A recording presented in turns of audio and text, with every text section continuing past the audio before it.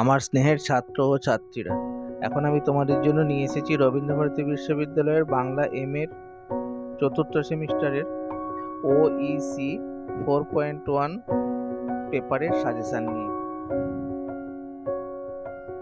1 নম্বর প্রশ্নের জন্য আমি রেখেছি দেখো 4টে অপশন। অলোক রঞ্জন দাশগুপ্তের কবিতার স্বাতন্ত্র্য বিচার। 2 নম্বর অলোক রঞ্জন দাশগুপ্তের কবিতায় আন্তর্জাতিক ভাবনা।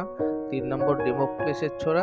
4 নম্বর মেঘের মাথুর। এর মধ্যে প্রথমটা এবং 4 নম্বরটা ভালো করে পড়বে। 2 নম্বর প্রশ্নের জন্য আছে 4টে অপশন। বটতলার সাহিত্য, ডিরোজিয়ান। এই দুটো সব থেকে বেশি ইম্পর্টেন্ট, 1 আর 2 আছে। আর সহযোগী হিসেবে থাকছে ঠাকুর পরিবারের বাড়িঘর, বিনয় ঘোষের প্রাবন্ধিক সত্তা।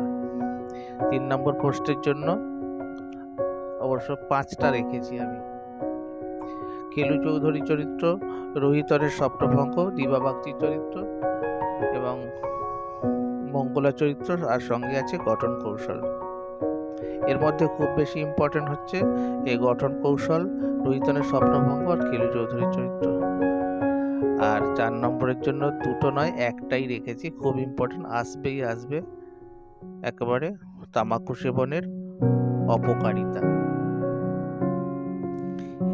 এরপর আমি আসছি CC 4.1 পেপারের 1 নম্বর প্রশ্নের জন্য আছে দেখো নাগার্জুনের কবিতায় মানবিক বোধ।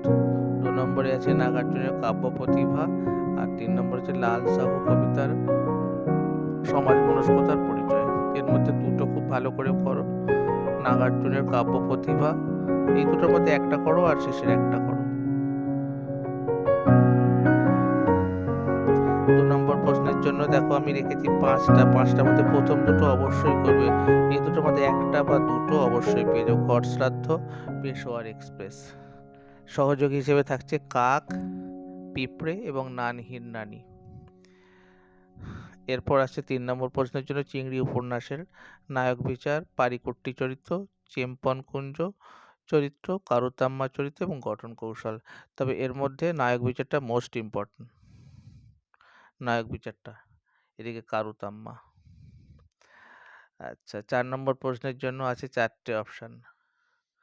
হয়বদন নাটকে পদ্মিনী চরিত্র, অধিকারী চরিত্র, হাস্যরস বিচার, দেবদত্ত ও কপিল চরিত্র। তার মধ্যে অধিকারী চরিত্র সব থেকে বেশি ইম্পর্টেন্ট, অধিকারী চরিত্র সব থেকে বেশি ইম্পর্টেন্ট, এটা অবশ্যই তোমরা করবে। আর তার সঙ্গে পদ্মিনী। ভিডিওটার শেষ পর্যন্ত দেখার জন্য অবশ্যই ধন্যবাদ। ভালো লাগলে বন্ধুদের মাঝে শেয়ার করে দিও।